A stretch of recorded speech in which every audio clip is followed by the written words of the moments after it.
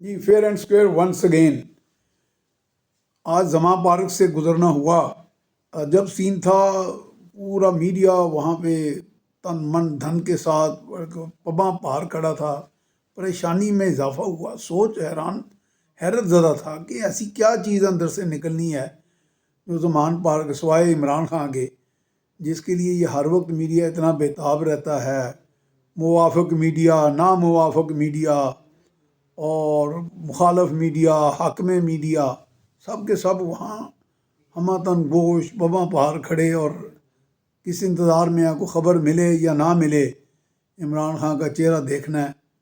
تو واقعی صورتحال کچھ عجیب سی ہے۔ اس کا بڑا تجزیہ میں نے کیا کہ کوئی ایسا شخص جو اتنا مقبول ہو جائے یا بہت زیادہ شہرت پا جائے، وہ اس کے بارے میں یہ کہہ دینا کہ جی وہ بہرحال یو ٹرنز لیتے ہیں یا ان کا کوئی سنجیدگی نہیں پائی جاتی۔ میں تو سمجھتا ہوں یہ عمران خان کی اس سے بڑی کیا کامیابی ہے کہ ساری قوم نو اگر ساری قوم نو نہ صحیح تو سارے میڈیا کو جھلا بنایا ہوا ہے، ان کو آگے لگایا ہوا ہے۔ وہ ہر وقت بابا بہار وہاں کھڑے رہتے ہیں، دیوانے اور شدائی بن کے، چلے بن کے۔ تو یہ اس کی کامیابی نہیں ہے۔ اقتدار تو چلو ایک میرا خیال ہے ایسی اس کو ایک جب وزیر اعظم کی سیٹ جو ہے، اس نشے کو، اس مزے کو ایک مزید کوئی سیریمونیل یا فارمل شیپ دینے کی ایک خواہش ہو سکتی ہے۔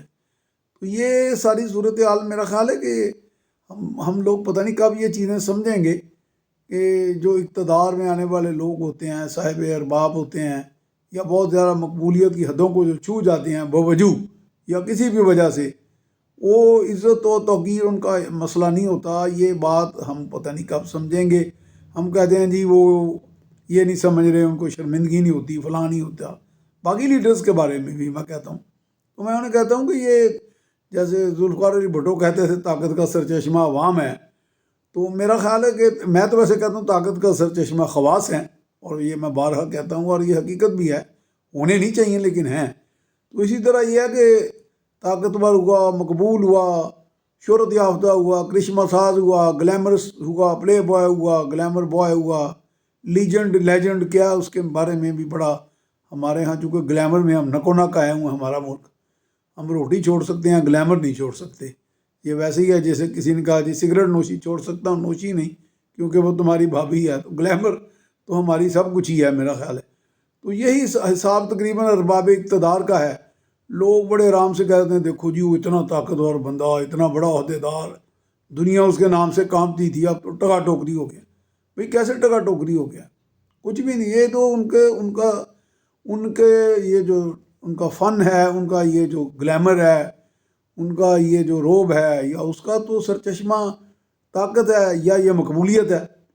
وہ تو ان کا تو یہ طاقت، یہ سرچشمہ ہے ہی نہیں۔ عزت بیزتی والا کوئی چکر ہی نہیں۔ اور اگر بیزتی تھوڑی سی ہو بھی جائے، بطور قیمت دینی پڑ جائے ہلکی پھلکی، تو وہ کوئی اس میں وہ برداشت کر لیتے ہیں، وہ کوئی اتنا بڑا ایشو نہیں ہوتا۔